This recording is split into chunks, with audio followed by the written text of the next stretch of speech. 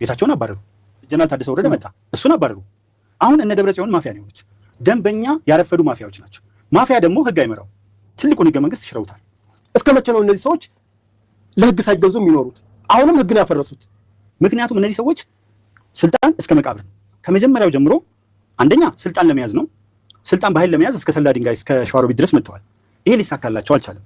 ሁለተኛው ትልቁ የመጀመሪያ የተነሱበት ዓላማ የትግራይ ሪፐብሊክን መገንባት ነው። በዛ ላይ ራሱን አስችለን መሄድ እንችላለን። የትግራይ ሪፐብሊክን የመገንባት ፍላጎት ነው። ሶስተኛው ትልቁ ዓላማ ደግሞ ባገኙት አጋጣሚ አንድ ብዙ ጊዜ ማነሳው የፖለቲካ ቋንቋ አለ። የትግራይ ህዝብ አይለቃቸው።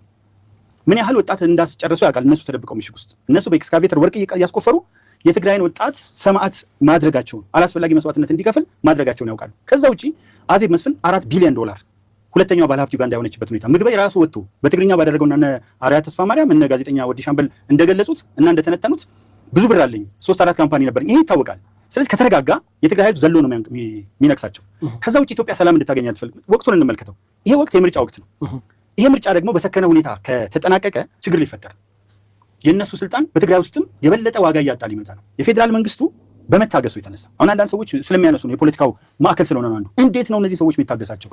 ለምንድን ነው እርምጃ ወስዶ የማይጨፈልቃቸው? መቀሌ ደርሶ ለምን ብዙ አንደኛ ዓለም አቀፋዊ ሁኔታውን አያዩትም። ሁለተኛ እሱ በመታገሱ የተነሳ የትግራይ ታላላቆቹ ሰዎች የዋት እዚህ ናቸው ያሉት። አንደኛ ክቡር ጌታቸው ረዳ ናቸው። ስፖክስ ፐርሰን ዋናው ላይዛን ኦፊሰር በጣም ተአምረኛ ማስተር ማይንድ ጌታቸው ረዳ ነው። ጌታቸው ረዳ እዚህ መጡ። በመከላከያ የመጀመሪያው ጀነራል በኢትዮጵያ ታሪክ ውስጥ የመጀመሪያው ፊልድ ማርሻል ብርሃኑ ጁላ ናቸው። የመጀመሪያው ጀነራል ደግሞ ሳሞራ ዩኑስ ነበር።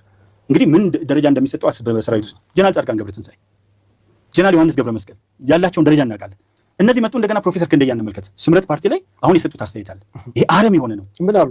አረም ነው አሉ። በቃ ለትግራይ ህዝብ አረም ነው። አረም ታውቃለህ፣ ሰብሉን እንዳይበቅል አሁን ሌሎቹ ከተሞች ኮሪደር ልማት እንዳይኖርበት፣ አዳዲስ ኢትዮጵያ እያየቻቸው ያሉ ለውጦች እንዳይኖሩ፣ በሙስሊሙና በክርስቲያኑ መካከል ያለው ግንኙነት እንዳይዳብር እያደረገ በሁሉም መንገድ እኮ ነው የትግራይን ወጣት መጽሔት እንዳያገኝ፣ የተለያዩ ጋዜጦች እንዳያገኝ፣ እንደዚህ ብቻ እንዲሆን አገሩን እየለቀቀ እንዴት በህይወት እንዲጎዳ። እንደውም አንዳንድ ጊዜ ትግራይ ወጣቶች ራሱ ምን አሉ? እናንተን ስልጣን ላይ ለማስቀመጥ ወንበር ላይ ለማስቀመጥ እኛ ዊልቸር ላይ አንቀመጥ። ድሮ እናቶች መርቀው በህዝበኝነት የሚልኩት ነበር። አሁን ግን የትግራይ እናቶች ምን አሉ? ኖ 3 ልጆች ተሰውተዋል። 4ኛው እግሩ ተሰብሮ አልጋ ላይ ተኝቶ እየጦርኩት ነው። እንዴት 5ኛውን ትወስድብኛላችሁ? አሁን ምን መጣ? ህወሓት ከህዝብ ተነሳ። ህዝባዊ ድጋፍ እንደገና ሌላ ህዝባዊ ድጋፍ ያጣበት አክቲቪስቶች ትልቅ ሚና ይጫወቱ ነው። ህወሓት ደጋፊዎች ዛሬ የህወሓት ደጋፊ አክቲቪስቶች እነ ቴዎድሮስ ሪዮት በጣም ምክንያታዊ የሆኑ እነ አሉላ ሰለሞን ምክንያታዊ የሆኑ ሁልጊዜ በፖለቲካ ውስጥ ቋሚ ወዳጅ ቋሚ እንትን የለም። የነዚህ ሰዎች ገንገበትነት በሚገባ እየገለጹት ነው ያሉ። ስለዚህ አሁን ስንት ድል ተገኘ? መከላከያ ውስጥ ያሉ ትልቅ ሰዎች እነሱ የትግራይ ሰራዊት የሚሉት ውስጥ ያሉ ትልቅ ሰዎች እዚህ መጡ። ትልቆቹ ፖለቲከኞች ወደዚህ መጡ ብቻ ሳይሆን ከበፊት ጀምሮ ደግሞ ከመንግስት ጋር ያሉ እነ ዶክተር አረጋይ በርሄ የህወሓት መስራች እነ ዶክተር አብርሃም እና ሌሎች በርካታ ሰዎች እዛ ውስጥ አሉ። እነ ክቡር ዛዲግ አብርሃም ወዘተርፈ።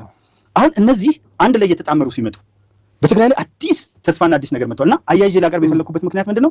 የፖለቲካው ማዕከል ቀን እየጨለመባቸው እንደሆነ አይተዋል ጓዶቻቸው። ስለዚህ አሁን በፌዴራል መንግስትም ይሁን በትግራይ ክልል መንግስት ቢያምፁ የበፊቱ ፓወር የላቸውም እያሉኝ ነው። አንደኛ ህገ ወጥ ናቸው። ህገ መንግስታዊ ስርዓቱን በኃይል ለመናድ ከህግ አንጻር ሁለተኛ ከተቀባይነት አንጻር ዘጭ ነው ያሉት።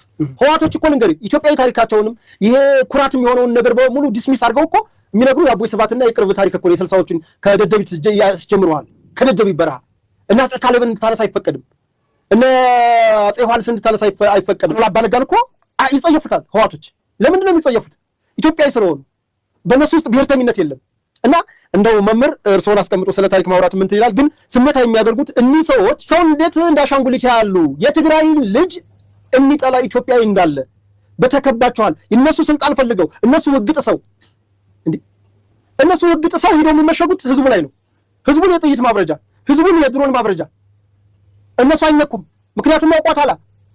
ጉድን ሰርተዋል። ይሄ ቀበሮ ጉድጓድ ትሰራለች መጀመሪያ፣ ከዛ አንበሳንም ተነኮፈች፣ ነብርንም ቀማች፣ ምንም ማለች፣ ዘላ የምትገባው ጉድዋ ውስጥ ነው።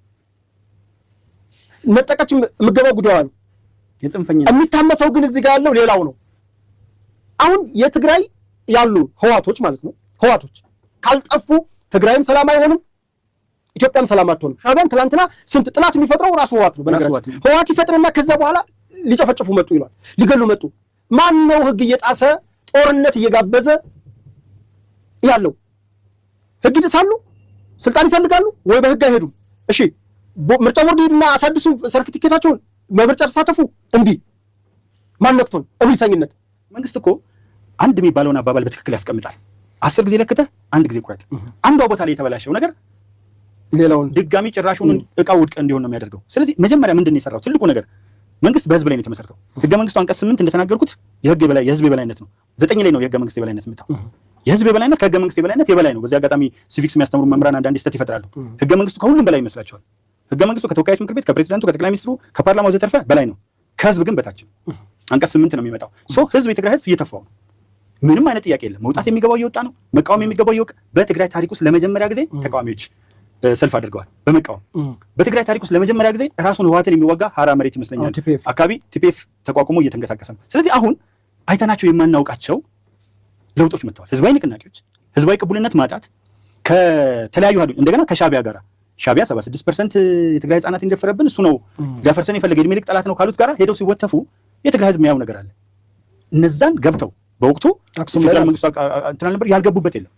ሻቢያ እየፈለገ ወጣት የሆነ እኔ አንድ ጓደኛ ያለ 6 ቤተሰቦችን የገደሉበት እና እየፈለጉ ወጣት የሆነው ጦርነት ውስጥ ያልነበረውን ሁሉ ሲጎዱት እንደነበር ይታወቃል። አሁን እዛ ጋር ወደኋላ በሌላ መልኩ ላለመመለስ ከዚህ ጋር አለፍ ግን ያለው ድባብ ህዝባዊ ቅቡልነት አሳጣው፣ ከሻቢያ ጋር እንዲተባበር ያደረገው። ነገር ግን ትግራይ ውስጥ ያሉት አክቲቪስቶቹም ፖለቲከኞቹም ወታደራዊ አመራሮችም አሁን እነ ምግበይ የትኛው ወታደር ነው 2 ቢሊዮን ብር ዘርፎ እነሱ በዲሞቢላይዜሽን በተለያየ ነገር የተሰጣቸው ነገር እንደገና እየጋጡባቸው። እንግዲህ እንደሚታወቀው ደብረጽዮን 75 ዓመቱ ነው። እንግዲህ ራሱ ባስቀመጠው እንትን እንግዲህ የ75 ዓመት ሰውዬ ጸጉር ቁርጡ ግን ባላቶሊን ቁርጥ ተቆርጦ ነው ያየነውና እንደው ይሄ አላረጀሁም አይነት አይመስልም። እንግዲህ እምቢ አላረጅም ነው ግን ትንሽ እዛች ጋር ወደ ጸጉር ቁርጡ ከመምጣት የትሮይ ፈረስና የባለ ፈረሱ ተልኮ ይላል እና ህወሓት የማይማር መሆኑን የምታውቀው ለትግራይ ህዝብ ተፈናቃዮች 77 ምናምን የመጣውን ሱዳን ውስጥ ይሸጥ እንደነበር የትሮይ ፈረስና የባለ ፈረሱ ተልኮ በሚለው መጽሐፍ ላይ በደንብ አንድ የትግራይ ሰው በደንብ አድርጎ ተንትኖ አስቀምጦታል። ወደዚህኛው ስመጣ ወደ ጸጉር ቁርጡ ደብረጽዮን አይተው ከሆነ ሲደንስም ሲጨፍር ምናምን በግድ ግትር የሚለው ነገር አለ። እንትናንም ለመምሰል ፍላጎት ያለው ይመስለኛል የሰሜን ኮሪያውን ኪም ጆንግ ኡን እና አንድ እሱን ይመስላል። ሁለተኛ እና ብዙ ጊዜ ካየኸው የሆነ ነገር መስሎ ለመታየት በቃ እናንተ አርጅታችኋል በቃችሁ ስብሐት ነጋ አይተው ነው እየተጎተተ እንዴት እንደወጣ አይታል ምሽግ ውስጥ። ይሄም ሰውዬ እንደዛ መጎተት ነው የሚፈልገው። አባቱ ዋናኛ የሱ ፈጣሪ ስብሐት ነጋ ነው። ስለዚህ አላረጀሁም እምቢ አላረጀሁም የሚል መልእክትም ያስተላልፋል። ምን ብለህ ትገልጸዋለህ? አሁን ይሄኛው ዳፍ የሚባሉ ሰዎች አሉ። ዳፍ ማለት ዳግም ፍንዳታ ነው። መጀመሪያ ሳይፈነዱ ቆይተው ካረጁ በኋላም ፈንዳ የሚሉ ሰዎች ዳፍ ይባላልና ይሄ ዳግም ፍንዳታ የሆነ ሰውዬ ሶስት ዛጋ ሙጥኝ ብሎ ይሄ ሰውዬ ውለታ መዋል ያለበት አስቡ። ከ1967 አንዳንዶቹ የጀመሩት እስካሁን አለቅም ብለዋል ስልጣን እሱ በዛው ነው። እነዚህም 67 ነው የጀመረው እንዳለ ለውጥ አምጥቶ እኮ ቢሆን ኖሮ ፓርቲው 51 ዓመት ነው ብሏል።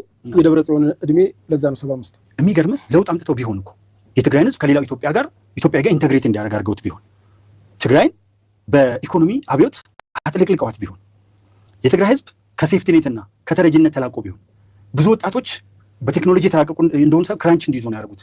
ዊልቸር ላይ እንዲገፉ ነው ያደረጉት። እነዚህ ልጆች እኮ ኢንጂነሮች፣ ፕሮፌሰሮች፣ ዶክተሮች፣ ሳይንቲስቶች በተለያየ አርኪቴክቶች ምናምን ሊሆኑ የሚችሉ ልጆች ናቸው። እነዚህን ከያኔ ምናምን ሊሆኑ የሚችሉ ልጆች ምንድን ነው ያደረጉት? በዊልቸር ላይ ብዙ ልጅ ሴት ታዲያ ዞር ስትል ጥቁር ነው የምታየው። ጥቁር ላይ ለብሱ ይችላል፣ ግን የትግራይ እናቶች ማቅ ለብሰዋል።